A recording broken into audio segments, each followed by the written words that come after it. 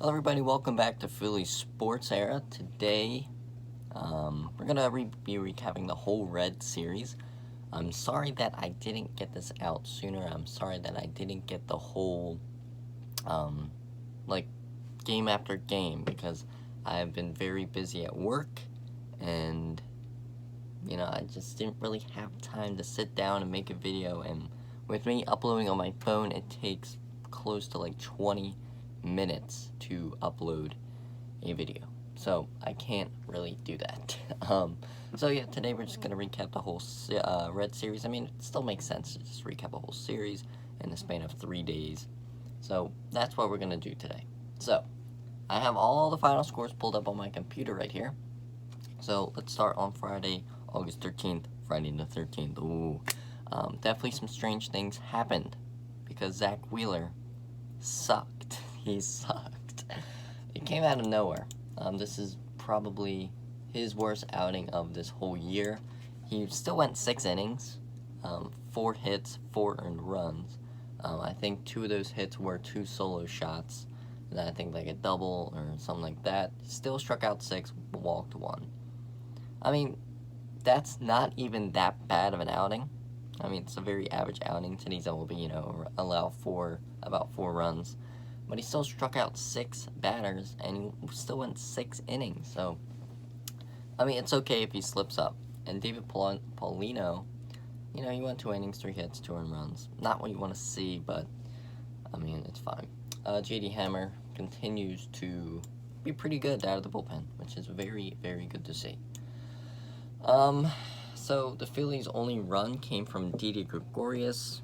I can't really remember what it was because I didn't watch a single pitch of this series because my work schedule has been poopy lately.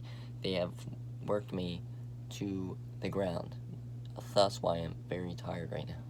So that definitely was weird, and it's unfortunate because by the end of the series, the Phillies are now in second place behind the Braves. I think it's a half game back, so if we just bounce back against a trash team and we get healthy, the Phillies are waiting on Zach Eflin to come back, Rhys Hoskins to come back, Freddie Galvis to come back. I mean, we have injured players, so if we get fully healthy, then we can make some serious damage in this NL East race. A lot of Braves fans are getting real cocky right now.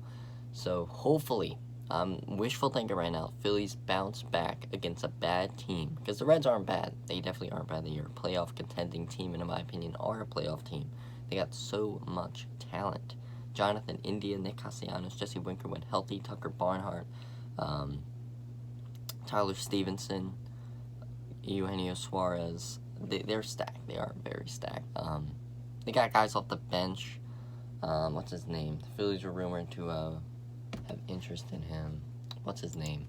Tyler Naquin. That's his name. So Phillies lose 6-1 on Friday, August 13th.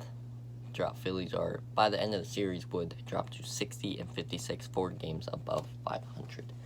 So let's switch on to the 14th, the next game. The Phillies will win 6-1 behind a great outing from Matt Moore, who had a no-hitter. Let's pull it up real quick. He had a no-hitter. 6 innings, 0 hits, 0 runs, walked 2, had 8 strikeouts. And Joe Girardi pulls him.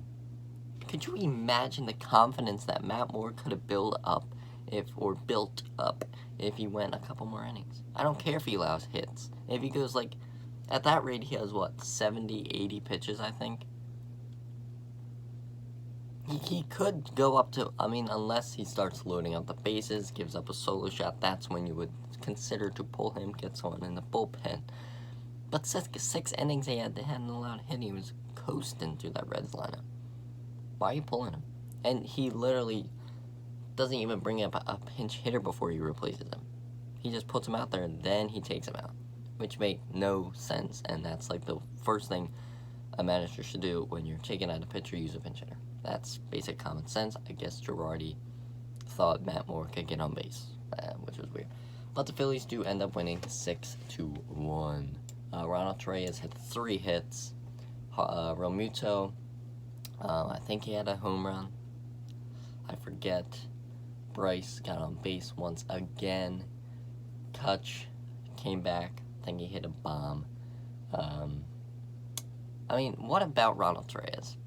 Can we just talk about him for a second? Ronald Torreyes, everyone on Twitter says, where would we be without him?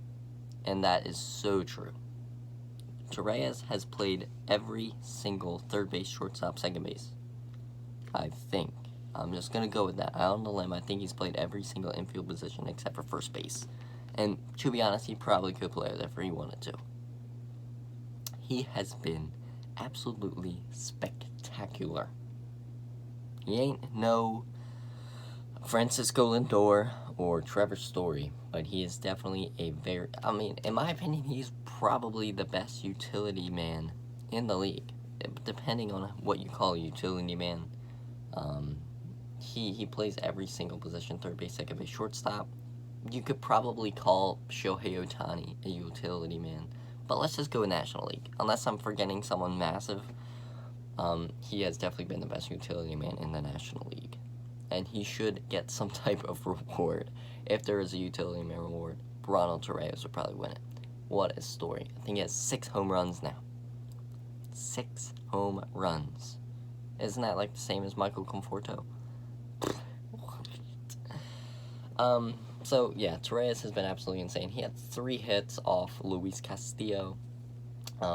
Castillo ain't like he once was. Phillies should trade for him, please. I liked him in the offseason. You just love to see it. You love to see guys like that really making an impact, making his team better, doing everything he can to make his team win. You just love to see that type of stuff. So that will do it for the Phillies on the 14th. Talk about Matt Moore, 6 innings, 2 walks, 8 strikeouts. Hector Neris, 1 inning, 2 strikeouts. Hector has been amazing not being the closer. Hector, let me be specific. Hector has been amazing. As soon as the starter comes out, you put in Hector.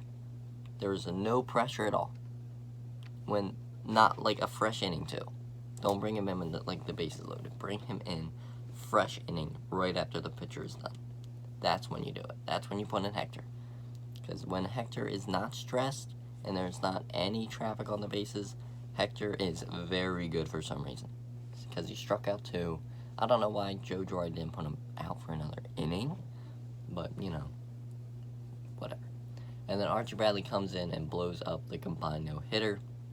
He gave up 2 hits, I think, a home run to Tyler Stevenson, did strike out, and then Ian Kennedy came in to close, had a strikeout, and allowed a hit. So Ian Kennedy definitely has been getting into a groove, if you want to say it that way.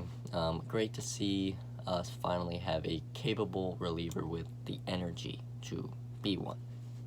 And finally, yesterday's game, I kind of know more of this more now. So the Phillies are now 61 and 57. I make a correction.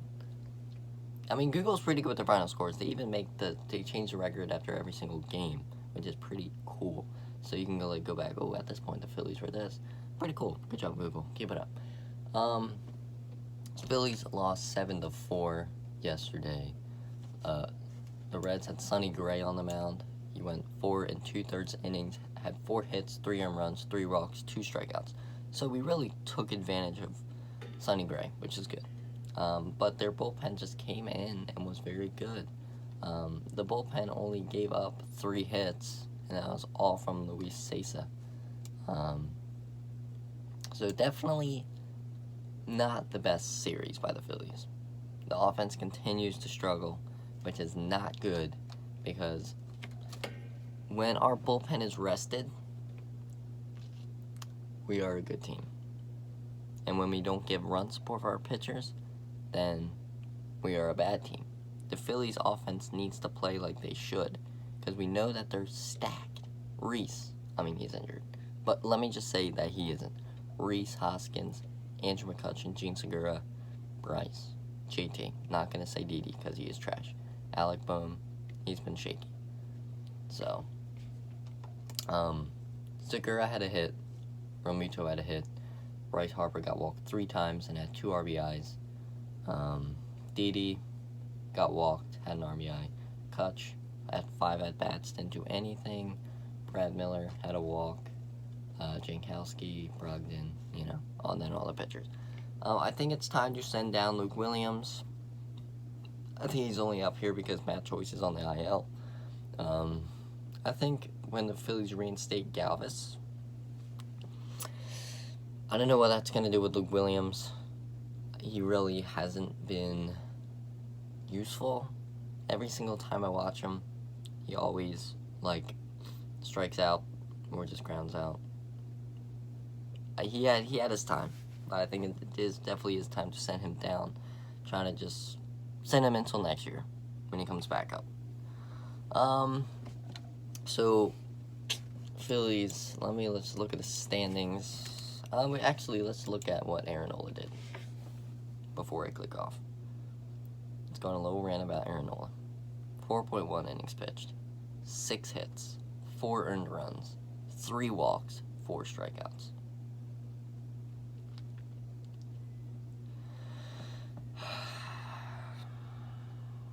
Pitching at home. Perfect weather. Aaron Nola loves to pitch in hot weather. Perfect weather. And you suck. Literally. Against the Dodgers, you were doing amazing. And then the next game against the Reds, you suck. I don't get it. He has been so disappointing this year. He goes from being a Cy Young candidate in 2018. Mind you, that's not that long ago. 2019. He's 2020 comes around and he's a little bit better. And then 2021. Probably the worst year of his career. He has not been the Aaron Nola we know. And he's not an ace. I don't care what you say. Zach Wheeler has been our ace. Zach Wheeler has been our number 2. Aaron Nola has been our number 2. I hate to see it. But Aaron Nola is just... This is the Aaron Nola we know. This is the new Aaron Nola. That average pitcher that might give you a good outing, might give you a very bad outing. And that sucks to see. Hector Neris, he only could get 1 out. 1 hit, 1 home run, 1 strikeout. I don't know why. I guess just the lineup. Girardi pulled him out because he didn't like him going against a specific hitter, so I guess that's why he pulled him after just 1 out. Bailey Falter came in, did pretty good. Good to have him back. Connor Brogdon struggled. Aniel De Los Santos came in, and I guess he closed. 3 strikeouts, 1 hit. Pretty good from Aniel. But, yeah, that's about to do it, because if I go longer, my phone is going to not upload this video, so thank you guys for watching. Make sure you guys follow me on Instagram at Phillies Sports Era. Follow me on Twitter at BennyFootballYT. I'll put all those usernames in the description below. Thank you guys so much for the support, as always. I've been a little bit, lacking these last couple days because of my work schedule, so I hope just when school comes around, I'll be able to have just more time to create content for you guys, because you guys are the best. You guys are always there. You guys always support me in whatever I do, so I really do appreciate that. So thank you guys for clicking on this video, and until next time, have a good one.